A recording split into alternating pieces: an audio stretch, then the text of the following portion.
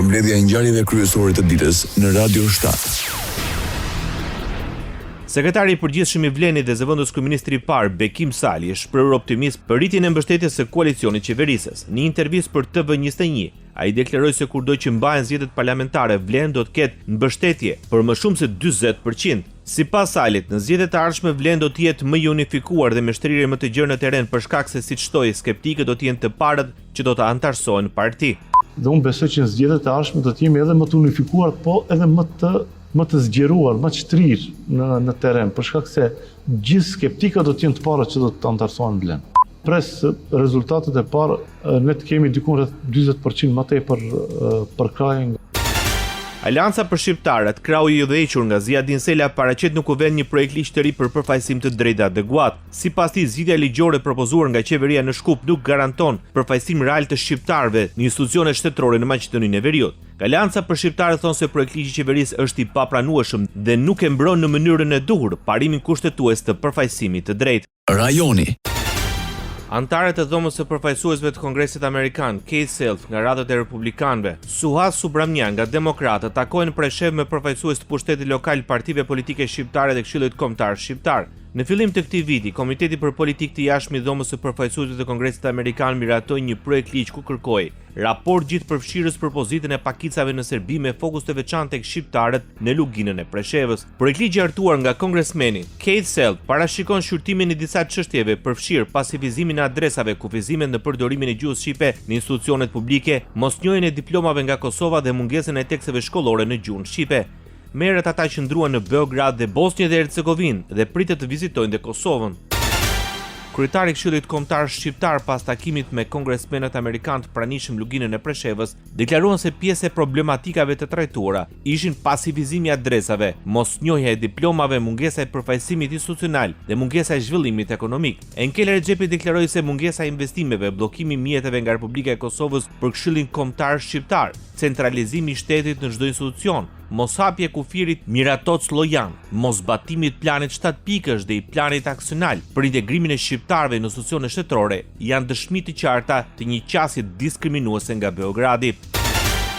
Kryetari i Komunës Preshevës, Ardita Cinani, e vlerësoi vizitën e kongresmenëve si sinjal të rëndësishëm të vëmendjes ndërkombëtare në depozitës së shqiptarëve në luginën e Preshevës. Vendimi i Beogradit për rikthimin e shërbimit të detyrueshëm ushtarak ka shkaktuar shqetësim tek shqiptarët e kësaj zone, të cilët thonë se kanë përvoja të dhimbshme nga e kaluara. Integrimi i shqiptarëve në institucione është gjithashtu pjesë e detyrimeve të Serbisë në kuadër të negociatave për antarësim në Bashkimin Evropian. Sipas regjistrimit të fundit të popullsisë në vitin 2022 në Serbi jetojnë mbi 60.000 shqiptarë, të cilët përbëjnë pakicën e 4 më të madhe në këtë vend. Pas 100 ditëve të para të mandatit qeverisë së Kurti, ministri i detyrë i digitalizimit dhe administratës publike, Lulzim Jakxhiu, premton digitalizim, modernizim të administratës publike dhe avancimin e shërbimeve elektronike për qytetarët. Në një konferencë për mediat, Jakxhiu tha se një nga reformat kryesore ka qenë zgjerimi i modelit të ofrimit integruar të shërbimeve administrative, të bazuar në një ngjarje jetësore, i prezantuar në Ferizë dhe Gjilan. Është reformë qendrore për shkak se e ndron mënyrën se si ofrohen shërbimet administrative ndaj qytetarëve dhe bizneseve, duke e vendosur qytetarin në qendër. Kemi avancuar me përgatitjet për shërbimet e integruara që lidhen me ngjarjen jetësore të vdekjes së një të afërmi, hapjes së biznesit dhe ndërimit të adresës së banimit. Pritet që projekti të fillojë gjatë muajit qershor për këtë pjesë të reformës. Ministri njoftoi të nisjen e projektit e-Kosova 2.0 për të cilën tha se do të sjellë qindra shërbime të reja elektronike dhe funksionalitete të bazuara në inteligjencë artificiale. Po ashtu ne jemi në prag të fillimit, pra gjatë kësaj jave do të fillojë zyrtarisht edhe zbatimi i projektit e-Kosova 2.0. E-Kosova 2.0 do të përfshijë 400 shërbime të reja administrative, do të përfshijë funksionalitete të reja duke përfshirë edhe funksionalitete që bazohen në inteligjencë artificiale, performancë të përmirësuar dhe siguri të shtuar. Reforma në drejtësi është betejë për shtet që funksionon, ligj që zbatohet dhe drejtësi për të gjithë pa dallim. Apeli vjen nga zëvendës kryeministrja dhe ministre e drejtësisë në Kosovë, Donika Kërvala, gjatë vizitës së saj në gjykatën themelore në Gjakov. Ajo është pritur nga kryetari i kësaj gjykate, Vëllënza Knushaj, me të cilin ka diskutuar edhe për funksionimin e gjykatës, sfidat dhe prioritetet institucionale, si dhe trajtimin efikas të lëndëve dhe koordinimin ndërinstitucional në kuadër të reformave në drejtësi. Gërvalla ka theksuar se reformat në drejtësi janë punë e përditshme dhe në vendimmarrje serioze të kështuar rëndësinë e bashkëpunimit ndërinstitucional në ruajtjen e pavarësisë së sistemit gjyqësor. Ajo ka deklaruar se forcimi i integritetit institucional, ndërtimi i një sistemi më efikas, transparent dhe të besueshëm mbeten prioritete e Ministrisë së Drejtësisë. Sipas saj, një republikë e fortë ndërtohet vetëm kur sundon ligji dhe drejtësia dhe kur institucionet ushtrojnë detyrat me transparencë dhe përgjegjësi. Vetëvendosja hap shtabin zgjedhor në Shkup. Nënkryetari i Lëvizjes, Glauk Konjusa, tha se më 7 qershor në zgjedhjet parlamentare të Kosovës do të vazhdojnë rrugën e fitores, atë të nisur në vitin 2020. Në 7 qershor ne urojmë dhe shpresojmë shumë që kjo të jetë vetëm vazhdimi i rrugës të mirë që është nisur në vitin 2020.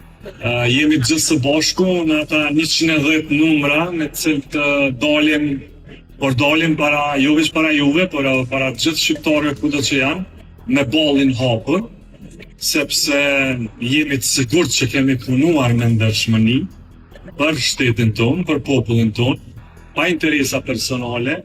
Radio 7, zëri pozitiv i qytetit.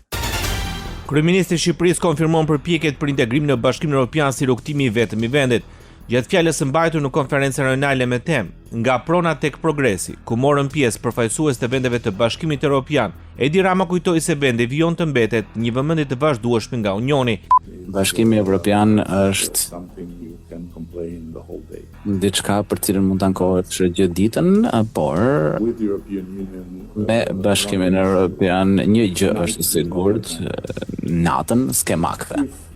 Nëse zgjedh një rrugë tjetër, gjatë ditës mund të jesh më i lirë, por ama natën pastaj do kesh makve, kështu që nuk ka alternativë tjetër ndaj Bashkimit Evropian në këndvështrimin tim, nuk ka plan B, nuk ka plan C, është vendi i duhur ku duhet jemi patjetër.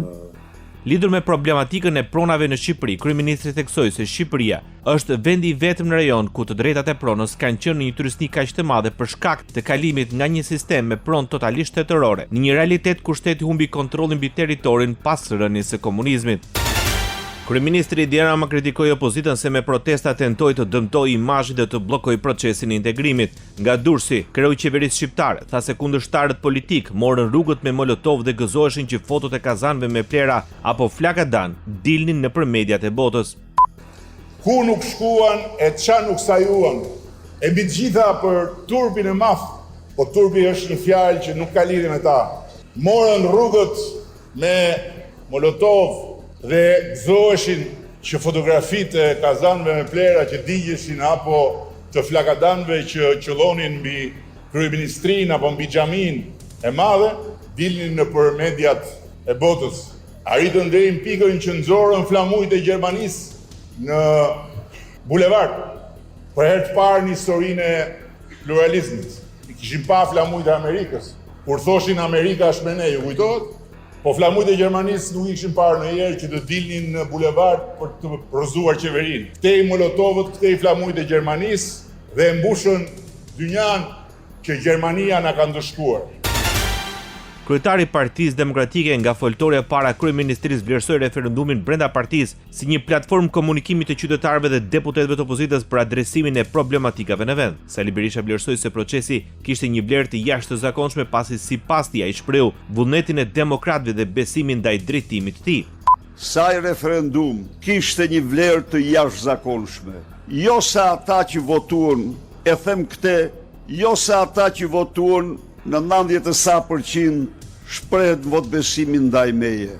Por vlera më e jashtëzakonshme e atij referendumi është sa ju ngrit si një gjigant i vullnetit të njerëzve të lirë, për t'i thënë Edi Ramës se ne këtu jemi dhe se fundi yt është i shpejtë. Gjatë fjalës, Berisha ngriti akuzat ndaj kryeministrit Edi Rama dhe majorancës duke cilësuar si përgjegjës për siç tha ai, keqçeverisje dhe abuzime. Ky sharlatan përmendte sot jo flamuri gjerman, flamuri ky, flamuri ai. Ne kem respekt për flamujt e kombëve, partnerë dhe mike, por respektin më absolut. Flamurin që ne vëm krahas flamurit kombëtar është flamuri votës lirë. Ja të vdesim, ja të rrojmë, është motra e jonë.